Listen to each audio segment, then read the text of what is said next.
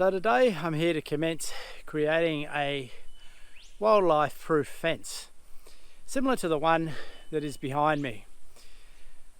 There are many ways of creating a wildlife proof fence. You can use wire, like floppy type wire. You can try electric fencing, but personally I prefer a corrugated iron fence. The reason for this is that I find it much lower maintenance and not really any extra cost, particularly if you use second-hand materials. I realise, of course, that using second-hand materials, as in this case, doesn't always look so good. You do have the option, of course, to use some paint, and of course you do have the option, as I have, to use new materials where it has a more public view. But here where I am in this situation, it's really only the wildlife, the wallabies and the possums, that are actually going to see it, so I'm not that concerned.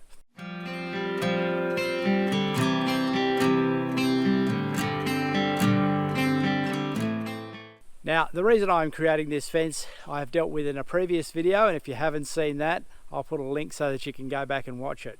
The wildlife that I'm interested in keeping out is mostly the native wildlife here in Tasmania.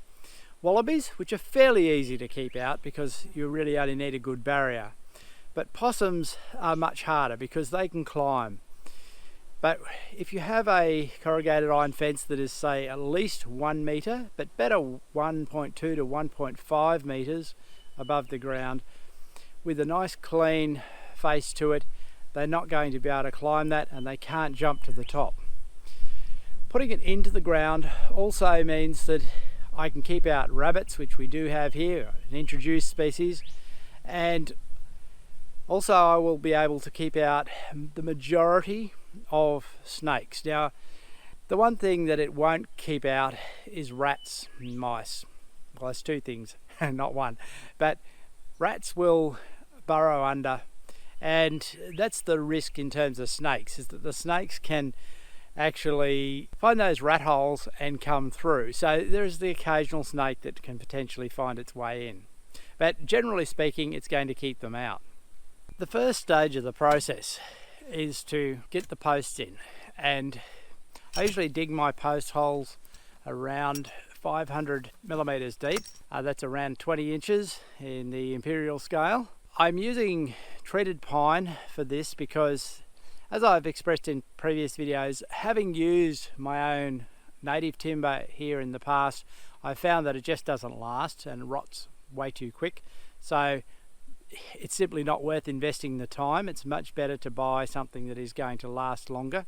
Laying out the rails that I'm going to use is an easy way of deciding where the posts need to go, because it allows you to measure it very quickly without actually using a tape measure, and is accurate enough. You do need to allow a little overlap because it makes it a lot easier when it comes to fastening the rails on. Having dug all 5 post holes that I need, it was just too hot, so I had to abandon it for the day. This morning I've come back on what's a far more pleasant morning. Some clouds keeping the sun away for a while and keeping it a little bit cooler. So that means that I'll be able to get a bit more work done. Now, what I'm doing today is to actually concrete these posts in. I use concrete in these posts because the amount of wind pressure that you develop on a corrugated iron wall is pretty high, and you really need something really firm in the ground. Now, of course, you could use rapid set for these posts, but I've got the luxury of time, so I'm just using general purpose concrete. It works quite well. It gives a really good strong finish. You just need to give it a little bit of time to firm up before you actually get the iron on, but that's not going to be a problem. A cheap post level is a quick way, an easy way of making sure that the posts are upright. Right then, better get started, Daddy. Let's ride the rails, choo-choo! It's not a train, Samuel. I know that. It's not a train. I know that, Dad. Only joking. Let's dig up that soil and let's buff our buffets. Can you hold it upright? Of course. Like that? Mm. That's good. Now, I need to make sure it's pointing at that one, Samuel, so we'll turn it a bit that way. We want it to point at that one there. Right? Yeah. Okay. Hold in there. Make sure I don't get concrete on my clothing. Whoa. Don't get concrete on my clothing, darling. Push it back a little bit from you. Okay. That way.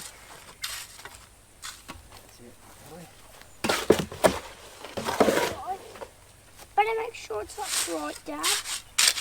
We'll check it in a minute. Need to move back. I don't saw you one on this thing of me.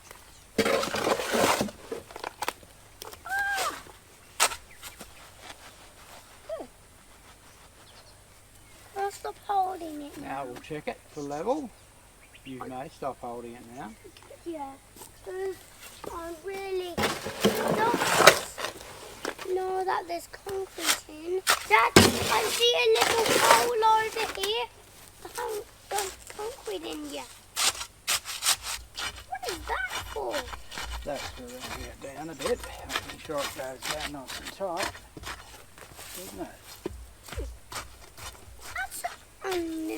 That's an amazing thing. Dad, how heavy is that thing? Well, you take it up there and you can lift it tight. You bet I can pick that.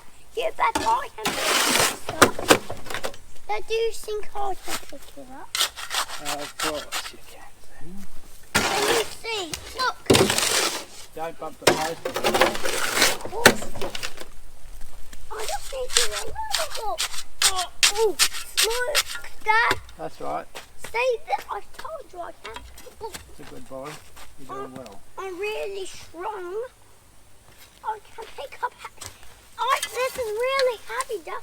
I better put this down.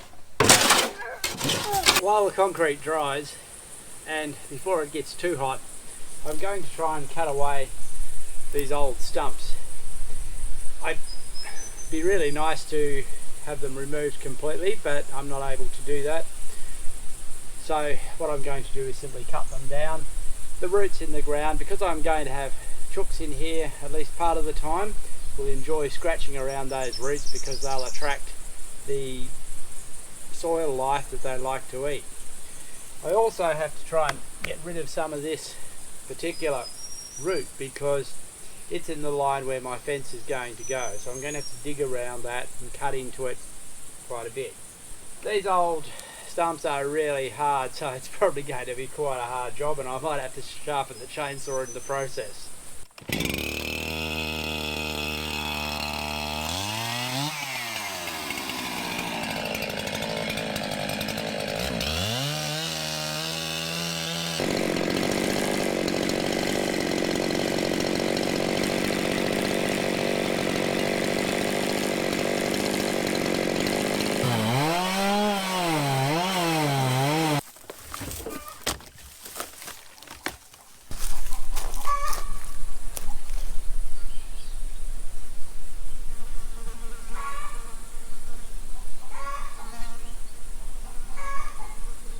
I think I might have a go at this second stump while those ants calm down a little bit, because working there while they're angry and disturbed is a high risk of getting bitten.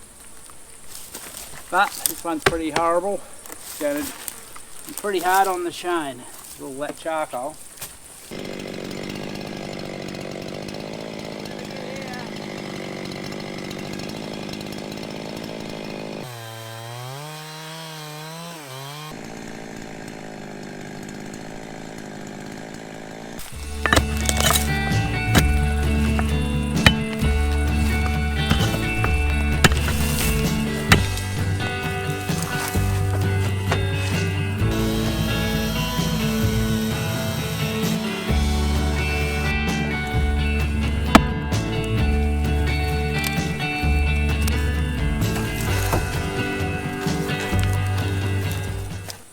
Back here today on what is another nice cloudy morning, keeping it at a good working temperature for summer.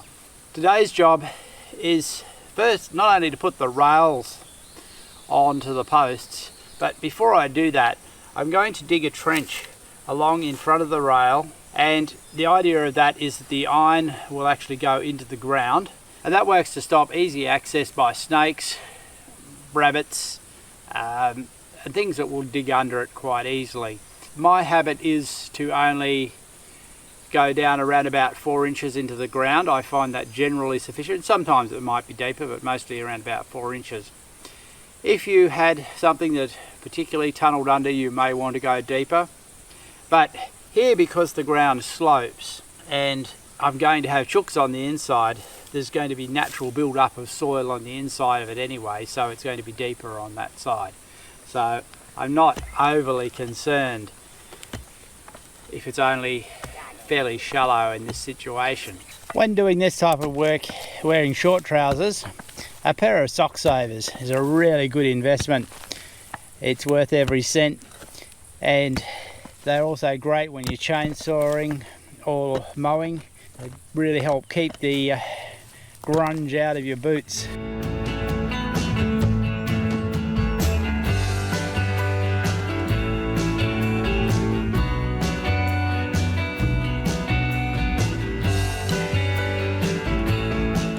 I'm really glad that's complete, especially now as the sun is starting to come through the clouds and it's beginning to warm up. There's no question that digging a trench like this is the most physically demanding part of this process. How long is the corrugated iron going to last in the ground? Well, your guess is as good as mine, but from my observation it's going to last a long time, probably a lot longer than I'll be around. Now that the trench is in, it's time to move on to putting these rails. Generally speaking, I find it easiest to start at the lowest point in the rail, and then the ones that are higher can just be stacked on top, so that way you've actually got something to support them easily. Of course, in the other place, when you're working alone, you can use just a batten screw in quickly as a basis to actually support that bottom rail and clamp it in place. Now, personally, I just screw my rails on with treated pine grade batten screws. They are 100mm batten screws. But if you preferred, you could use bolts through. I just find the batten screw is much faster and they last pretty well too, so I'm quite happy with them. But some people may prefer to bolt it. So using this method, it really doesn't take that long to get the rails up.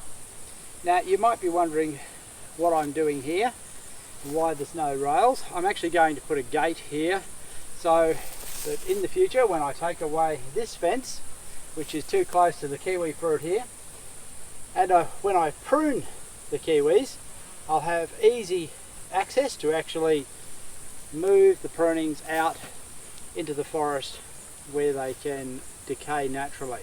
It's been a fairly warm day in the end, and I'm going to go find somewhere cool in the shade for a little while. Come back to this another day. It's been at least a week since I worked on this fence. Life has intervened and other things come along that you have to do.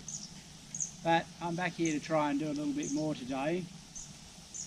And you'll notice that some of these fence rails have warped because they've been drying out in the heat without anything to hold them straight. And once they have the iron on, of course, that will actually hold them so that they won't move in this way. But we've still got quite a bit of flexibility here.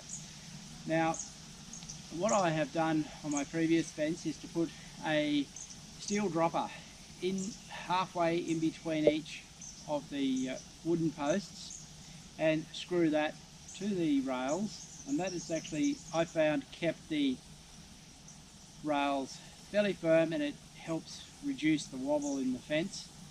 Now, of course, I'm not in a high wind area.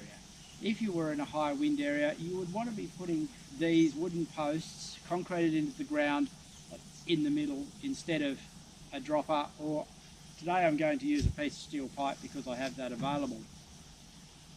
But depending on the degree of wind, how many posts you need to put in, because solid fence like this really does catch quite a lot of wind and can act as a sail and has a lot of pressure against it if the wind is pushing on it. But I'm just going to drive these approximately into the centre between the posts, and then I'm going to drill through these pieces of pipe and actually screw them to the wooden rails, and it'll then be ready for me to come in with the iron. So with those in place, I'm now ready to come in with the iron, but because the sheets I have are 3 meters long, first I need to cut them in half. I'm not certain that's going to happen today. I've got other things to do as well, but within the next few days I hope to come back and put the iron on, which will finish the job. I'm here to get an early start this morning before the sun gets to me and it gets hot, to try and get some of these sheets up. The other day I cut the sheets that I had, which were over 3 meters long, in half, or roughly in half, depending on whether there was any bad pieces on the end, but at least 1.5 meters. And so I'm now ready to put them onto the fence. Now, the first sheet is always the most important in terms of the fact that you need to get it upright, and it's then going to govern how the rest of the sheets fall. So if you don't get the first sheet right, you're going to be in trouble, but you do need to check your upright status as you go, because sometimes you can twist them slightly. So once you've got it upright, you can begin fastening it. Now, I like to mark the line of the fence rail as I go with a level. That way I don't have to come back through with a string line and put more screws in, and I know where I'm going, because sometimes you can't see. For example, here I can't see, but because I've marked it here, I know where I need to screw. This particular iron is been designed to work with an under and over pattern, which is one sheet under and one sheet over. This is not the easiest iron to put on.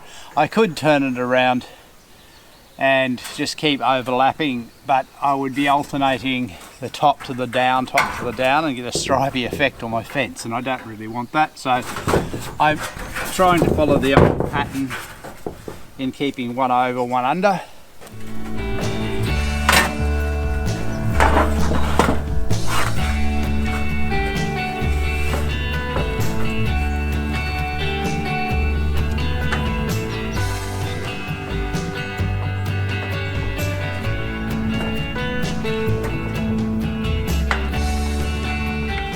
At the point where the rails change height, you need to remember to change your marks as you go.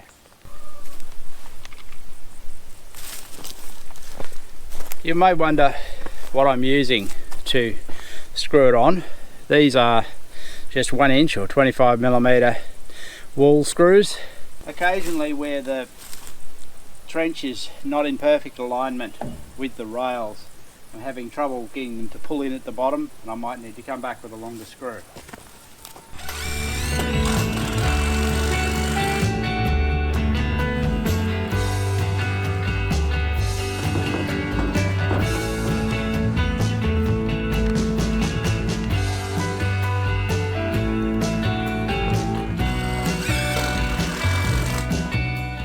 So at this point, what is the fence looking like?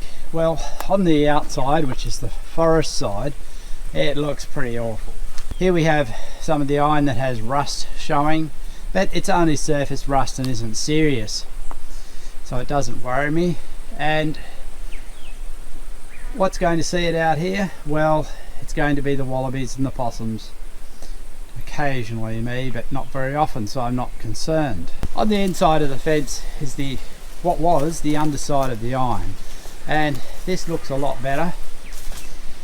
But you'll say, boy, the tops look rough. Yes, they are, because I will come back later at another point and cut the tops to level. The easiest way to do that is to run a string line along, mark it, and then come back with a large angle grinder or a power saw and cut them off to a straight line. However, I'm not going to cut them at this time of the year. I'm going to wait until autumn, until we've had some rain. Right now it's summer and it's high bushfire risk time starting to come on. Strangely enough, here in Tasmania, where our native forest is eucalypt, we really should call summer fall, not autumn, because it's in summer, after the flush of spring growth, that the eucalypt trees, the gum trees, we know them, begin to shed their old leaves, and when we get winds, there's a lot of this type of leaf litter come down, and this is highly combustible. So using an angle grinder outdoors or a power saw cutting metal, which would create a lot of sparks, has a high risk of creating fire. And as we live amongst the forest, bushfire or forest fire is the last thing that we want.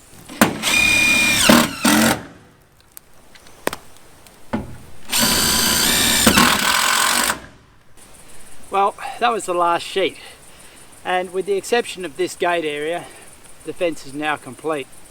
The only thing that I have to do remaining is to come through and backfill against the sheets on the outside so that the bottoms are filled up and there's no inviting holes for snakes. True, things could dig under here, as I've said, rats do, but I will patrol it from time to time, and when the rains come, this can be stomped down fairly tight. This gate is another job. I can go inside now if the sun's caught up with me and work on that in the shed out of the sun, but I'll keep that for another video. So hopefully this has given you some ideas how you can build a wildlife proof fence, one that'll keep out possums and rabbits and wallabies, etc., and possibly whatever wildlife you have in whatever part of the world you're in.